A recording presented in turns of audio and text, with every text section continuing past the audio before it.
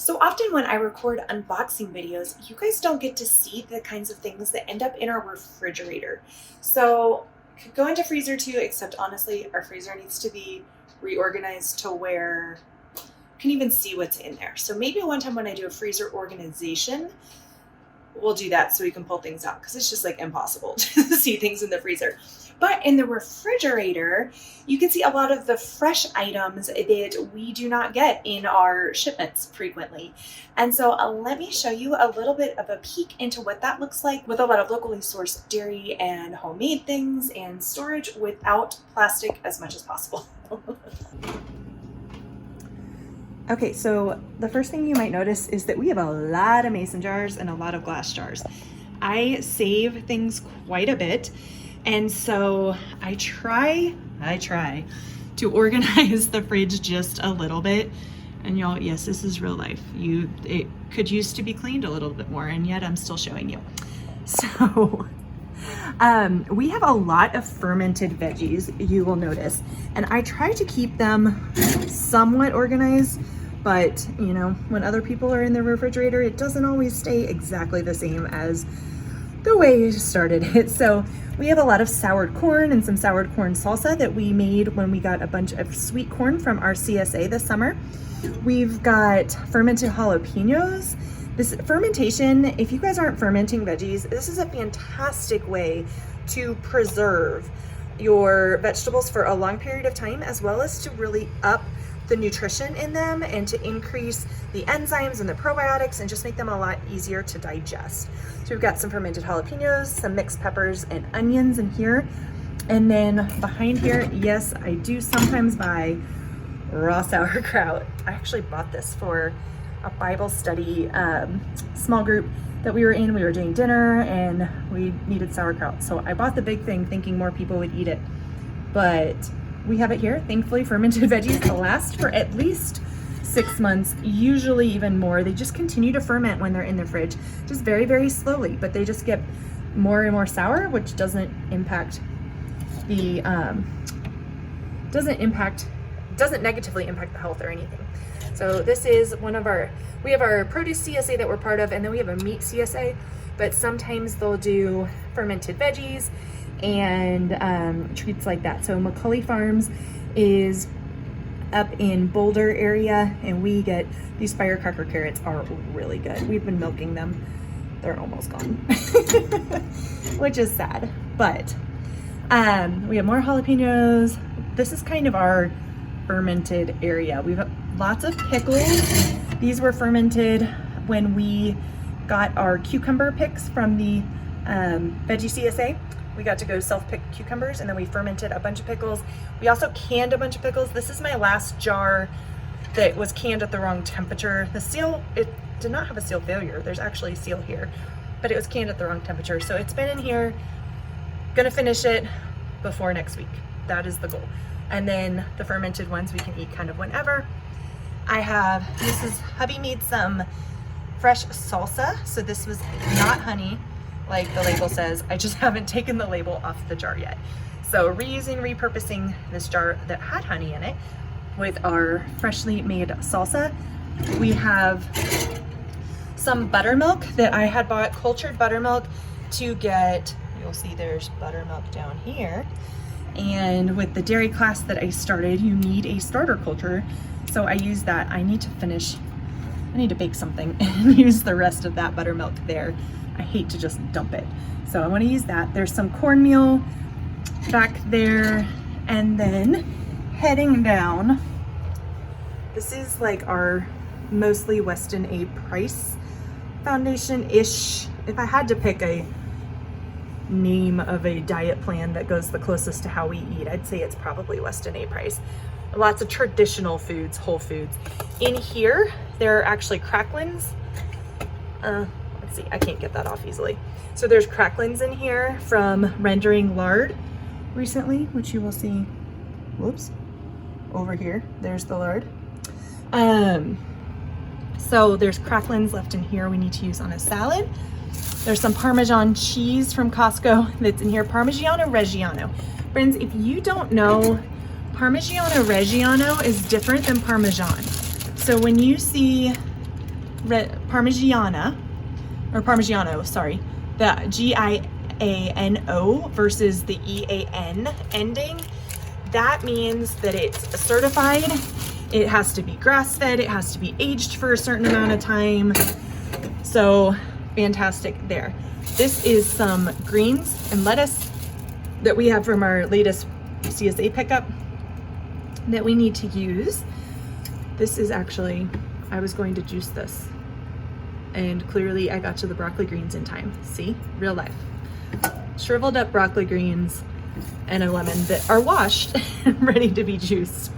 I know I'm trying not to juice as much coming into the fall, but we actually have some warm days coming up, so I may go ahead and get that done along with some other veggies. I missed putting away up here. There is a tiny bit of cream that made its way into there, but that's from cheese making. And then we have some good pastured eggs from a local farm. We got a couple things of those. This is sourdough starter that needs to be turned into something.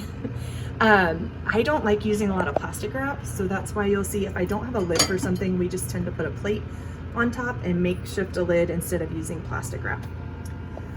Down on the bottom here, we have some pastured chicken that is thawing out here.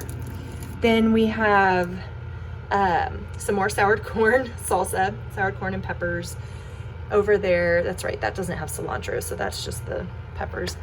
And then this is raw milk, friends. If you have not had raw milk, if you have access to raw milk in your area, I highly recommend you checking it out. Go to realmilk.com. It has some fantastic resources available there on finding raw milk, a lot about raw milk, and why healthy cows give you healthy milk. You only have to worry about getting sick if you have sick cows. So you want to find a farm that handles their cattle well, but we have one here in the area that we like to use, and so we have a cow share, and that's how it works in Colorado. It gets us a gallon of milk a week, and then you can see in the raw milk it's non-homogenized. So see, this is all cream right here on the top, and so I will skim this off, and then I will use this to make some butter, and I'll leave a tiny little bit of cream left on here, so I'll have cream lined milk that'll get shaken up into the rest of the milk that we drink and use, and you know, just like milk. Then I have some homemade yogurt. I have a gallon of that, 2 half-gallon jars. We have some canned peaches back in here, and that was a seal failure. That's why it's sitting here. I'm gonna throw those into a baked oatmeal very soon. Then we have simple syrup that my husband made that we discovered that if you don't store it in the fridge, it goes bad if you're making simple syrup with honey, if you don't use it fast enough. And then there's a local beer that's left here. Buttermilk, some grape jelly, seal failure, needs to be used soon. And then that's my yogurt starter for making more yogurt tomorrow.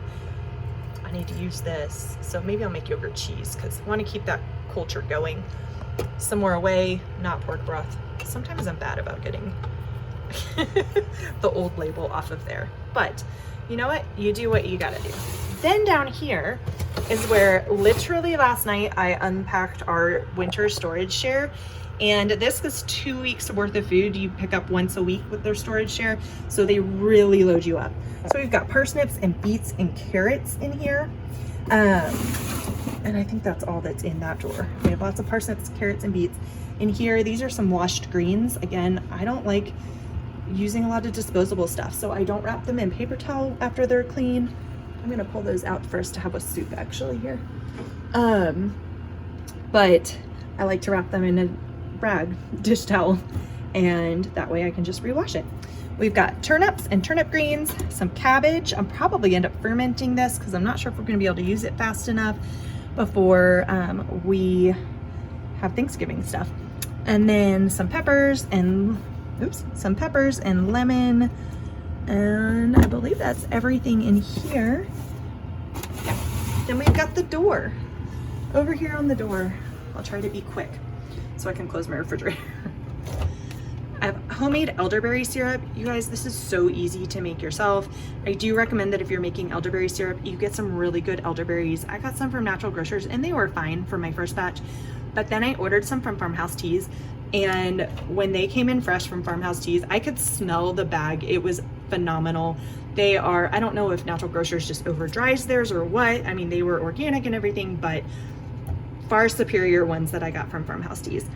And so I made elderberry syrup. I add some Vitality oils to mine as well. This is not our usual maple syrup, but we were out and we have sourdough pancakes. So this is just organic, formerly grade B maple syrup. You can get that, I mean, now sold just about everywhere, I feel like. This is just filtered Berkey water kept in the fridge because hubby likes cold water. We have, I like room temperature, so I drink it straight out of the Berkey, but he likes it cold. Then we have some organic virgin toasted sesame oil. We use this for our stir fries when we do that. A lot of stir fry stuff in Asian foods. Of course, you've got Ningxia Red. I mean, always Ningxia, always Ningxia. And then some sparkling water in here as well. Moving up, again, I store a lot of our bulk stuff in some jars. So we've got pine nuts and chia seeds. This was in a bag and the bag ripped. So I gotta use this thing and then we'll just have the one. Then, so we have chia seeds and sesame seeds in here, some home rendered lard. This is Thrive Market ketchup. It's delicious. Our white jasmine rice, some salted peanuts. We've got Kalamata olives. These are fantastic. Oh, we also had some olives up top that I missed and a little bit of homegrown flour. I think I missed those jars when I was moving across. Brown rice, fantastic. And then this is my sourdough starter. Ooh, he's getting hungry. You can see a little slurry forming on top. I probably need to feed him. Then some organic tamari. This is the low sodium one. And then that's really the only soy you will see in our house is fermented soy. Again, Weston A. Price Foundation talks a lot about soy, and there's a whole lot of research and reasons why we avoid traditional soy products. So then here we've got Primal Kitchen Mayo. That is a wonderful mayonnaise. One of these days I will make my own mayo, but you can't make everything when you're first starting to learn. So it's a great option if you don't want to make it. That one's good. It's an avocado oil base instead of soy. This Caesar dressing from Thrive Market is fantastic. It's really, really yummy, and it doesn't have any junky oils in it either, completely soy-free. Somehow we ended up, I don't remember how we ended up with 2 things of Worcestershire in here. I don't know how that happened because we really don't use it that frequently, but somehow we have 2 things of it. And then maybe we were traveling. Sometimes that happens if we're out of town and we buy groceries and we don't use it all before we come back. So we have yellow mustard, brown mustard, both Thrive Market. This mother-in-law's, I have no idea how you say that. Gochujang, the fermented chili paste. This stuff is fantastic to add to like Thai food or Chinese food. You guys, or anything you just want a little kick to. Oh my gosh, it is amazing. It has great flavor and depth to your food. We have some fish sauce in here. And can you tell we like Asian cooking? This is a good local cilantro jalapeno hot sauce. This organic lime juice. Hubby likes to keep these guys on hand for making cocktails and such.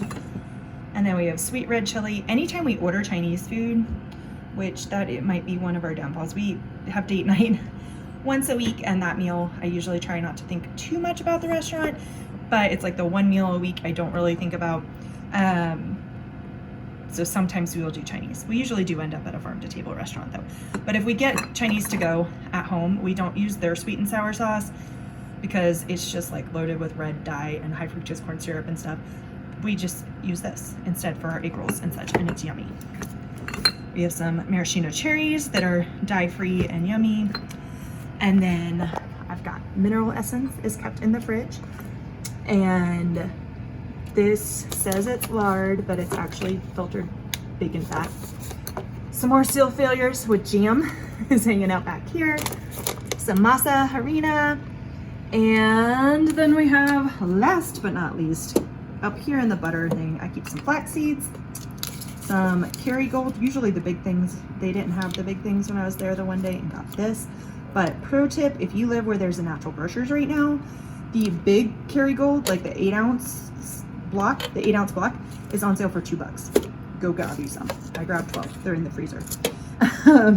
Then some anchovy paste, great for Caesar dressings and such. And just when you want to add, if you're making a stir fry and you want to add a little depth of something or some fried rice, anchovy paste works well. Fish sauce, kind of similar concept. And then Life 9 probiotic. And there you have it.